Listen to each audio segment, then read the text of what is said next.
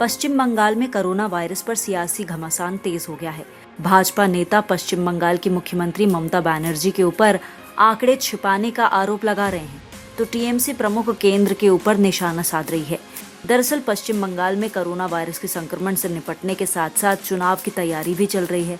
CM Mamata Banerjee अपनी कुर्सी बचाने के लिए भरपूर जोर लगा रही हैं, तो भाजपा पश्चिम बंगाल की सत्ता पर काबिज होने की तैयारी में लगी हुई है।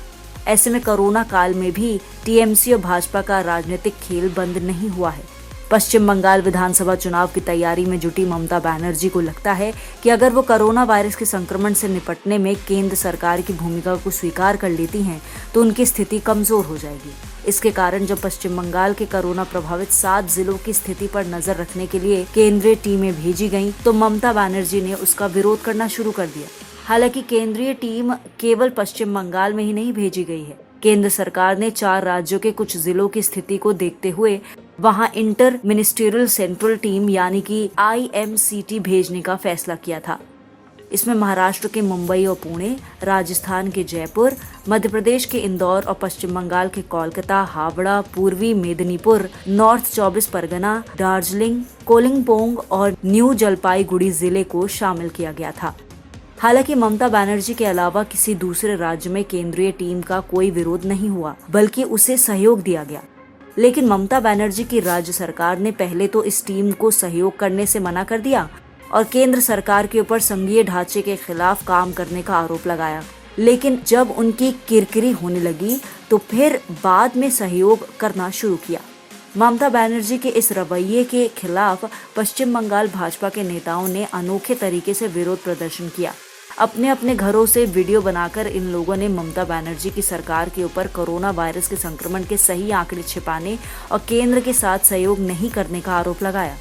दरअसल पश्चिम बंगाल में कोरोना वायरस के संक्रमण के दौर में भी टीएमसी और भाजपा के बीच इस जंग का कारण विधानसभा चुनाव है। ममता बनर्जी भी चुनाव की तैयारी में लगी हुई हैं। कोरोना के कारण हुए लॉकडाउन के बीच भी उन्होंने चुनाव प्रबंधन करने वाली कंपनी आईपेक के प्रमुख प्रशांत किशोर को बिहार से पश्चिम बंगाल बुलाया। इसके ऊपर हंगामा भी हुआ। लेकिन महत्वपूर्ण बात तो यह है कि ममता बनर्जी को इस बार डर लगने लगा है। पश्चिम बंगाल में भारतीय जनता पार्टी के उभार के कारण दीदी को चुनाव जीतने के लिए सारे हथकंडे अपनाने पड़ रहे हैं। अगर पिछले चुनावों के आंकड़े देखें तो राज्य में भाजपा की बढ़ती लोकप्रियता स्पष्ट तौर पर दिखाई पड़ती है। साल 2011 के पश्चिम बंगाल विधानसभा चुनाव में भाजपा को केवल 4% वोट मिले थे। इसके बाद साल 2014 में लोकसभा का चुनाव हुआ और भाजपा को राज्य में 17% वोट मिला। लोकसभा चुनाव के कुछ समय बाद ही साल 2015 में पश्चिम बंगाल में विधानसभा का चुनाव हुआ और ममता बनर्जी की टीएमसी को बड़ी जीत मिली। इस चुनाव में भी भाजपा को 10% ही वोट मिले, लेकिन इसके बाद हुए स्थानीय निकाय के चुनावों में भाजपा ने तेजी से अपना आधार बढ़ाया। स्थानीय निकाय के चुनावों में अपने वोट आधार को बढ़ाने का फायदा भाजपा को लोकसभा चुनाव के दौरान मिला और साल 2019 के लोकसभा चुनाव में भाजपा ने पश्चिम बंगाल में 18 सीटों पर जीत दर्ज की। इस चुनाव में भाजपा को 40% वोट मिला। हालांकि दीदी की टीएमसी को 22 सीटें मिली और उसका वोट शेयर भी 43% रहा। लेकिन टीएमसी प्रमुख ममता बनर्जी को भाजपा का तेजी से उभार डराने लगा है। वह किसी भी तरह से केंद्र सरकार का हस्तक्षेप नहीं चाहती हैं। यही कारण है कि दीदी केंद्र के किसी भी फैसले का विरोध करने से अपने आप को रोक नहीं पाती हैं।